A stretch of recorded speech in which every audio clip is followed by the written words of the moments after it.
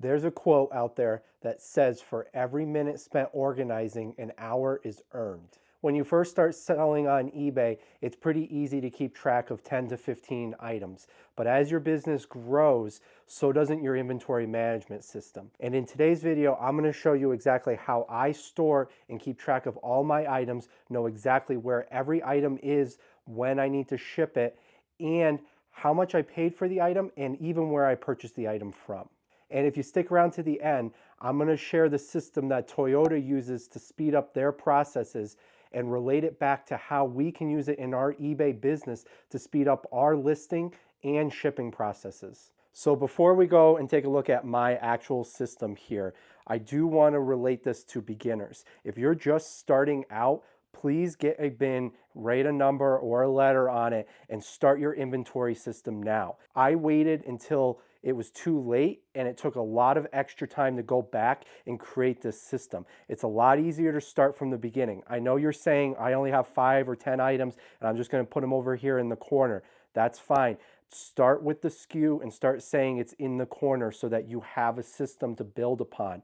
You can always change the system later on, but have something to start with because it's going to save you time in the long run. When I was starting out, I had a system called My Wife's Memory. And because she was doing most of the shipping at the time, when I listed the items, I would just leave them out here in the garage and she would go put them away because she was the one that was shipping, so she had to remember where they were. That worked really well for 300 to 400 items. But after those 300 to 400 items, we started to spend way too much time tracking down these items and trying to find them when it was time to ship them out the door. Did you guys know that 83% of you watching this video are not subscribed? If that is you, do me a favor, let me know that you want more future content by hitting that subscribe button, hitting that like button, and dropping a comment down below. So my system is super easy. I just have a few racks out here and I leave some of them open to store bigger items, and then most of them get some kind of bin on them. These racks I bought off of Amazon, and I'll have the link in the description below. They work really well because they fit 2 of the boxes right next to each other, so I can fit up to 8 of them on the shelf, or like I did, 6, and then leave the top open for bigger items. The bins themselves I just bought at Target, but you can buy them anywhere. You can buy them at Home Depot or Walmart, and it's a pretty cheap way of keeping everything together so it's not falling off of a shelf or it's not sitting in a drawer somewhere. So my SKU system is set up in 2 ways. First, it has a letter, and then sometimes it has a number after the letter. So a big item up here, this is my first spot, so it's A. So this is just going to be labeled in the SKU field of A. And then the items next to it are going to be B, C, and then D. D is kind of where we start getting into the numbers. So D has a lot of like remotes and glasses and smaller items like that. So I don't want to have to dig through and figure out which item's which. So in D bin, I put items inside of a bag and I put a label on that bag with a number. So it could be like D234 and my SKU will be D234. So I know it's in D bin, and then I know I'm looking for 234. I also do this with the clothes. So I have clothes bins such as F, and it will be F, and then it will be 333 or 337. And I know the lower the number, the further down in the bin it is, and I'll dig down and find it. I did try using the box system that a lot of people like, where they label them out and then you like scroll through and you can kind of find them that way, like a filing cabinet. That didn't work well for me because it was a lot of space waste. That system works well on certain racks, but my rack system, it doesn't work as well, and it was taking up too much space, and I can actually fit more clothes in the same amount of space in a tub.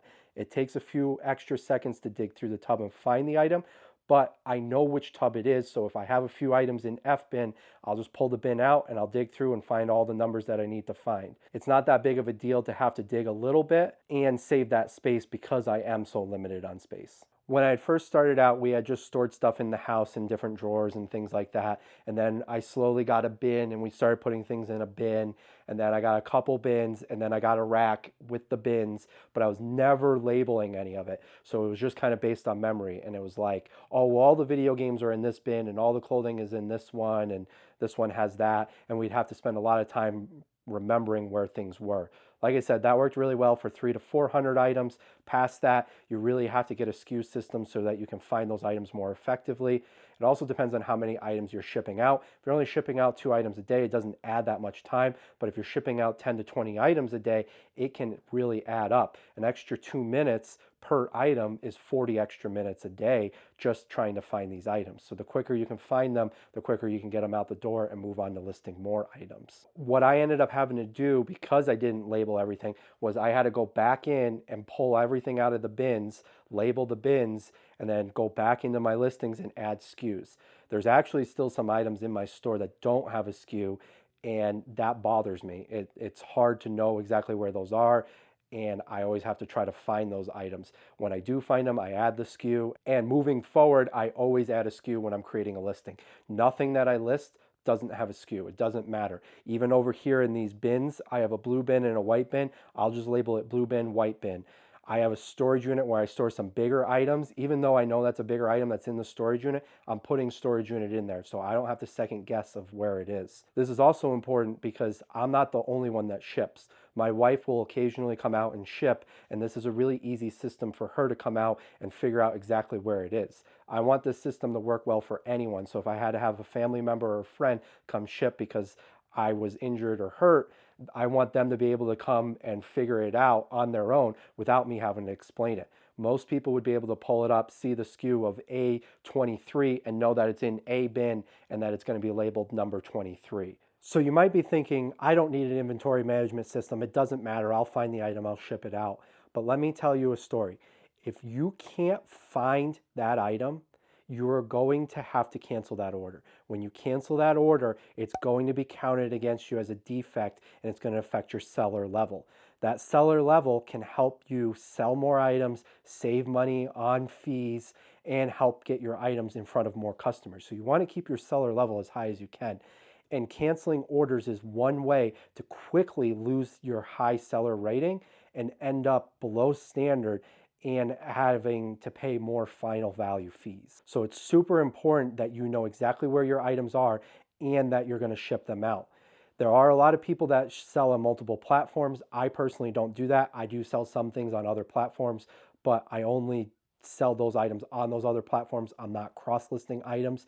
If you're using cross-listing software and stuff, make sure that it's good, vet it first, and make sure that eBay comes first if eBay is your main source of income, because eBay will hit you with those cancellation defects if you are canceling orders on customers. Think about how mad you would be if you were the customer and you order something and then you're waiting for it, and maybe you have a 2-day handling time, and during that 2-day handling time you're scrambling around, you're digging through bins, you're looking for that lost item, and you can't find it, so you end up having to cancel that order. That customer now had to wait those 2 days while you searched your bins. He's not going to be happy, and he might not shop on eBay again, and that hurts all of us as a community. There was a day when I couldn't find one of my items, and it took a while for me to figure out what had happened. And what happened was someone else had ordered a different box set, and I sent them the wrong one. And that wrong one that buyer had gotten was the one that had just sold. For some reason, that buyer that got the wrong box set never reached out to me, never said anything. So I'm sitting here thinking that I have this item, but I don't. It's lost. It's out of here. And it took me a while to figure out that, hey, I have this one, but not this one. So I must have sent the wrong one to the customer. So instead of making that cancellation and having that buyer with that bad eBay transaction, I actually went out and bought that box set brand new at my local Walmart, and I shipped that brand new product to the customer. And I just wrote a note, I hope you don't mind that this one's brand new, because he bought one that was pre-owned. He was super happy, left me positive feedback. That was on me. I didn't have to go out and do that. eBay doesn't require you to go find the product if you sell out of the product or sold the wrong one. But I want that higher level of customer service. So when I realized that I didn't have that item anymore, I immediately went online to see how much it was. I ended up kind of breaking even on that transaction instead of making money, but I got a positive review. That buyer had a positive transaction on eBay and is more likely to come back and buy on eBay, and that helps all of us. So the next time that you think that it's not a big deal to cancel on buyers, think again, because it affects all of us. So there are a lot of different systems out there, and you'll have to figure out what works for you. Some people just have things on hangers. If they're just selling clothes, they'll just put it on hangers. Some people, like I said, use the box system for clothing. Some people use bin systems like this and don't put the numbers on it, just have A bin, B bin, C bin, and that works well for them. I just want you to create some system that works for you. You can always grow it, you can always expand on it, but if you don't start with something, it's really hard and time consuming to go back and add something. So even if you only have one bin, label it A, and everything you start putting in that bin is A. And then that way, as your system grows, you can grow along with it. And you might be thinking, okay, A through Z, and then what? So I did A through Z, and then I started doubling up on the letters. So I have AA, BB, CC, DD. And that kind of just helps me continue to grow this system. I haven't reached past that, and honestly, in the space that I have, this is about as much storage as I'm going to have, so I don't have a reason to expand past 2 letters in the alphabet, but I could always expand to 3 if I needed to. Now, I also take consideration into where I'm storing things and which bins things go in. So clothing bins only get clothing. That way I know exactly what's in that bin. If I'm missing a SKU number or something, I know it's going to be in one of the clothing bins. My video game buckets, I have 2 of them. I store video games in there. And the reason I have 2 video game buckets is because if I get a copy and then I get another copy of the same game, I'm going to separate those into 2 different bins. So I have ZC and C bin as my video games. So I know if I sell a Mario Kart, I might have 2 copies of Mario Kart, but on the listing it says C, so I know it's in C and not ZC. This is also important for storing breakable items. So a lot of my breakable items will all go together. I'm not going to store something really heavy on top of other items that will crush it. I have ran into issues even in shoes. So like all my shoes will go in the same bin, but like Crocs, they can kind of deform. So if I put a pair of Crocs on the bottom and they end up with a bunch of boots on top, they will actually deform the shoe.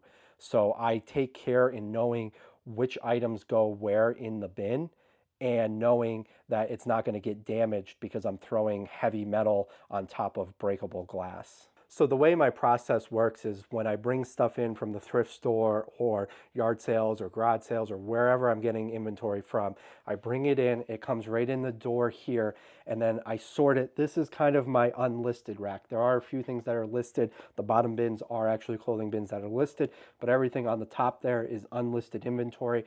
I know that, my wife knows that, so that we know exactly where unlisted stuff is. I like to have a backlog of unlisted stuff because sometimes you go to the thrift store and you don't find anything.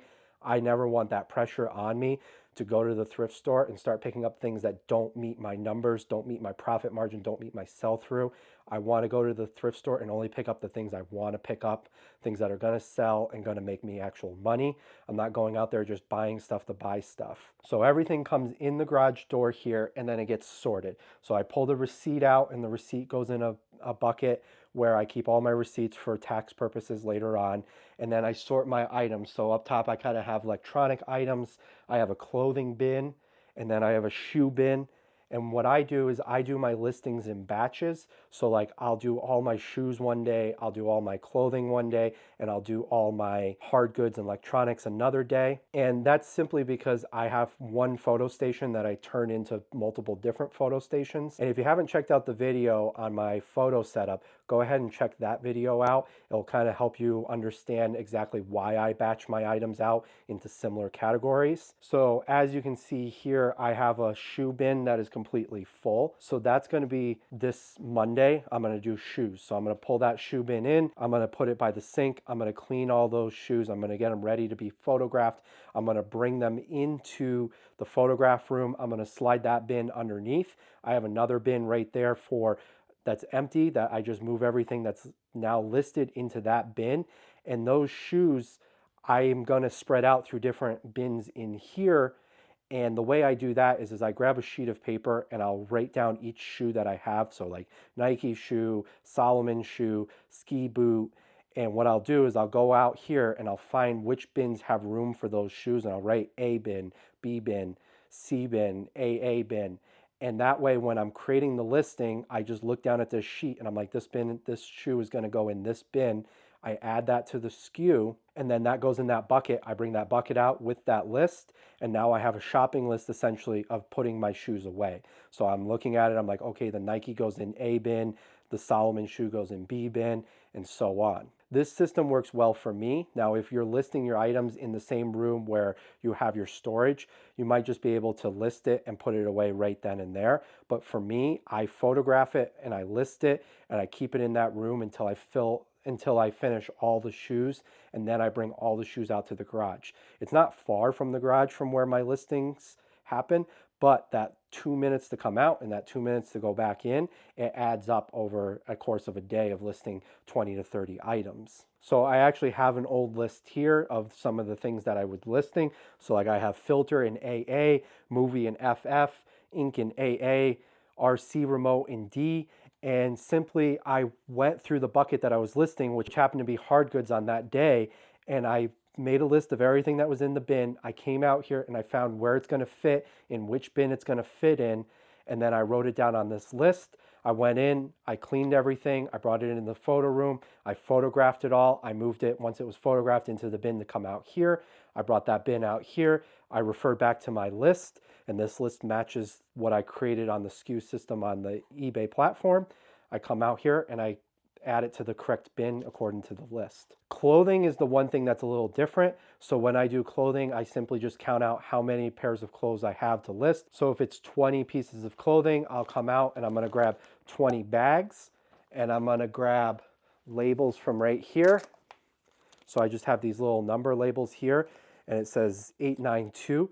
And I'm going to stick one of these on each of the bags. And then I'm going to go look at all the clothing bins. I'm going to say, okay, clothing bin F can fit 5 pieces of clothing, so I'm going to put an F on 5 of these tags. And clothing bin S can fit another 10 pieces of clothing, so I'm going to write S on 10 pieces. And I'm going to stick these on there. And then when I'm in there and I'm creating the listings, I just pull out the next bag, I stick the piece of clothing in here, I create that listing, and then when I come out, I don't need a sheet. I'm just going off of whatever the bag says here, and I put it away. Like I said, this system works well for me. It doesn't necessarily mean it's going to work well for you. It kind of depends on where your inventory is, how much inventory you have, how you're storing it, and what you're selling. If you're only selling clothing, maybe the box system is worth it. But if you're selling a mix of everything, I found that bins and open spaces are kind of the perfect in-between solution. I'm curious if you guys have a better system or any system at all that you're using to store your inventory and manage it. Drop a comment down below. Tell me what you're selling and how you store it. Do you guys use the boxes for clothing? Do you guys use bins? Do you guys have no system at all? I'm curious to see what other people are using, so go ahead and drop a comment down below. Another important aspect is, as you go out and you start buying things, you're going to buy things that are the same. So like I said earlier, video games, I have 2 separate bins for. Remotes, sometimes I pick up the same remote, the same calculator, and those things have to have numbers. So I'll do the same number system as I did with clothing on anything that I think could end up with multiple quantities, or anything that I could mistakenly grab instead of the other item. So I have sent the wrong item to customers, and if you sell enough, it's going to happen. So the other thing I do is when I go to create the eBay listing, there is a SKU field, and that's where you would put your SKU number, and it doesn't have to be complicated. You can just put an A bin or even bottom drawer if you're just using drawers in your house, but just start with something and start labeling it so you have a system. So in that SKU field is exactly where you're going to put the SKU. But I also put some other information. I'm processing items so that, like, if I buy something on Monday, it will typically be processed within a week. Within that week, I'm still going to remember how much I paid for it and where I bought that item from. Now, that item could take a while to sell. It could sell in a week, but it could also sell 6 months or a year later. When I'm accepting offers later on, I want to know how much I paid for that item. So I put that information right in the SKU. So in my SKU, it's going to have the number amount. So if I paid $3 for it, it's going to say 3, and then it's going to have a location of where I bought it. So if I bought it at a yard sale in Salt Lake, it's going to say SLCYS. So it's going to say 3 SLCYS, and then it's going to have the SKU, and it's going to say F234. And I do this because I want that information later on. I like knowing where I bought items that I am selling. So if I see a bunch of items that are selling from a certain thrift store in the area, or if I'm seeing items that are selling from a certain yard sale route, if I see that I'm selling more items from Salt Lake yard sales than yard sales around my house or in Idaho, then I am going to focus my efforts on going to those locations because I'm finding better inventory that's actually selling. And then the amount that I paid for the item is important because when a buyer sends me an offer 6 months from now, I don't have to second guess and say, am I actually making money or am I losing money on this offer? I don't accept offers that I'm going to lose money on. I would rather just take it and redonate it or sell it at a yard sale, but I'm not going to take the risk of shipping something out at a loss. It just doesn't make sense to me. So if someone is sending me an offer and I'm like, oh, I'm going to make a few bucks on this, I've had it for a while, that's fine. That's one thing. But if someone sends me a really low ball offer and I'm like, hey, that offer is even lower than what I paid for the item and I have to ship it out, no thank you. So I'm just going to decline that offer, or I'm going to counter with a better offer and see if it will sell that way. And after a while, if that item's been sitting out here, it gets pulled down and it goes to the yard sale pile. You don't have to keep track of that information, but I find that it's invaluable. When I'm sending and accepting offers, I know exactly what my margins are. And you think starting out, like you'll remember, oh, I paid $3 for this at a yard sale. Wait until you get multiples of the same item. You're like, wait, did I pay $3 for this one or that one? That one I paid $7 for. And you're going to start second guessing it. And then you're not going to be firm on your offers. I know when I'm sending out offers, I'm making money on it and I'm not worried about it. If you have to guess it, then you're just kind of going by feeling, and it's not as good of a business strategy of exactly knowing what your profit margins are, what you're striving for, and what your bottom dollar price actually is. So before selling on eBay, I did 8 years in manufacturing for a few different companies, and they were constantly obsessed with 5S and keeping track of their inventory. This is super important. These are billion-dollar companies and they need to know exactly where their assets are, exactly how their assets are being used. And in some cases, there was regulations that required them to know exactly where their products were. I worked in pharmaceuticals, and in that field, they had to know where every little gram of ingredient went and came in from, and where it was being stored and how it was being stored. So inventory management was super huge, and every person that came into that job had to go through 5S training. 5S training is a system that Toyota created to help them create lean manufacturing, essentially helping them speed up the process and creating less waste. I've added 5S into my eBay system, and it has helped me keep track of my inventory and speed up my processes as well. Another thing worth mentioning is doing an internal audit. So major companies will always do an internal audit, and they shut down all their processes for this period of time. When I worked in pharmaceuticals, it was twice a year. They would completely shut down production and they would go out and make sure that everything that their computer says is actually where it's supposed to be. And this was important because of regulation, but it also correlates well to our eBay system. Sometimes things get lost, get misplaced, get moved around, get broken, and it's important to have some kind of audit system. Me personally, I pull a bin a month, so it's going to take a few months for me to get through all my bins, but I pull a bin each month and I'm going to go through that bin, make sure everything in that bin that's in there is supposed to be in there, and make sure everything that's in that bin isn't damaged or broken, and make sure everything in that bin is correlating to the SKU system on eBay. This helps me find lost items. This helps me counteract all those items in the beginning that didn't have SKUs. I'm finding them, I'm adding SKUs to it. And it's also helping me find old items that have been sitting a while. I'm like, oh wow, this item's been in here for 2 years. Let me pull that out and put it in the garage sale pile.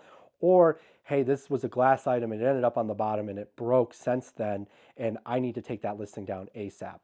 So I highly recommend that you structure some kind of audit into your system. You don't have to shut down your eBay store for a month and go through every bin and make sure everything's accounted for. I think that's a little ridiculous at our level. But just taking 20 minutes every month and pulling a bin out and going through and making sure everything that's in there is supposed to be in there can really help save you from those problems down the road. So Toyota created the 5S system, and it is being used by a lot of billion-dollar companies. And the reason is this helps them create lean manufacturing and not have a lot of waste and not a lot of movement from their employees. Every time you have to move and spend time to go find something and dig through a bin, you're wasting time, you're wasting effort. So the 5 S's are sort, set in order, shine, standardize, and sustain. If you use these within your eBay business, it's going to help you speed along your processes. So the way I use it is sort is obvious. When things come in, I'm immediately sorting them. So they come in the garage and I have a process in place to know exactly where everything's going. The receipt is going in the bucket and the clothing is going in the unlisted clothing bucket. The hard goods is going in the unlisted hard good bucket. And I know exactly where everything is in that process. When I walk into the photo room and I see that the bins are about half full, that means I'm about halfway through my workload for that day. So that means that I have to empty that one bin into that other bin before I'm going to pull that bin out and bring it out here. I know exactly where everything is, everything's sorted and ready to go. This also applies to my shipping station. So I am pretty organized here. I have a spot for my scissors, I have a spot for my tape gun, I have spots for batteries, I have spots for everything that I'm going to need. I have spots for all my boxes down below, and everything is labeled. The labeling is important because not only does it tell me where everything needs to go, it also lets me know if something's missing. So it's kind of like a shadow board. I'm like, oh, the scissors aren't where they're supposed to be. Where are they? Did I set them over here on the floor? And I can put everything back away.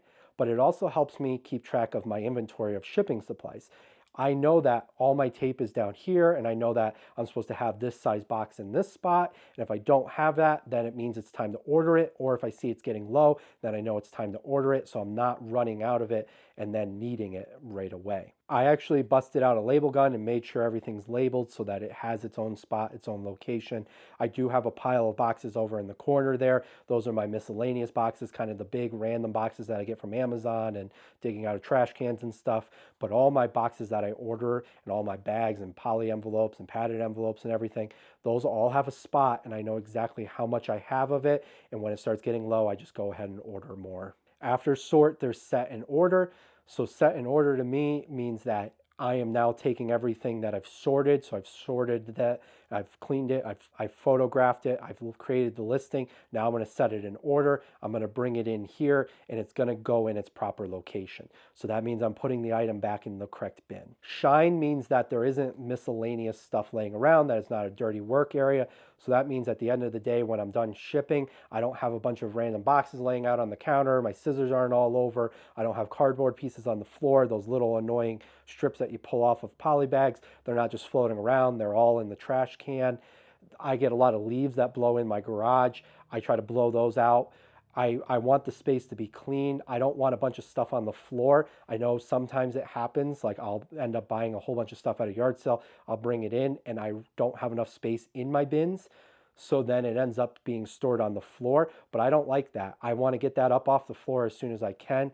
Then there's two reasons behind that. If it rains and rain starts coming in the garage, it could get wet and it could damage the item.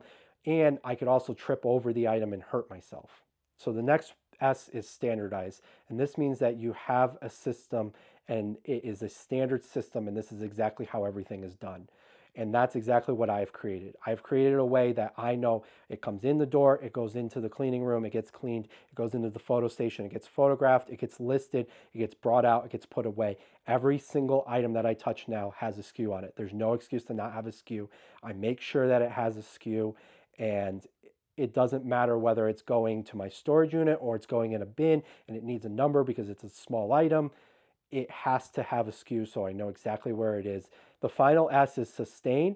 So to me, that means that not only do I keep up on it and I keep doing this and I keep creating the SKUs and I keep this system going, but it also means that I am constantly improving the system. If I find a better way to store items, I'm going to do that. If I find a better way to clean items, I'm going to do that. If I find that it's easier for me to photograph the item and run it out here in the garage and put it away, that's exactly the system that I would use. That's the system I used when I started, and then I realized that that was a lot of time waste and it was better to save up a bunch of stuff, bring it all out and put it all away at one time. Sustain also means that I'm going back through and I'm making sure nothing was missed. I'm checking those bins once a month. I'm making sure that there's not anything that's broken in the bin, that everything that's in the bin is supposed to be in the bin, that I didn't ship out the wrong item and not even know that I shipped out the wrong item. And then when the right item sells, I no longer have it. These are all things that you can avoid if you just go back through and check your processes and are constantly improving and trying to get better. If you enjoyed this video, YouTube thinks you're going to enjoy this one, so go ahead and click it.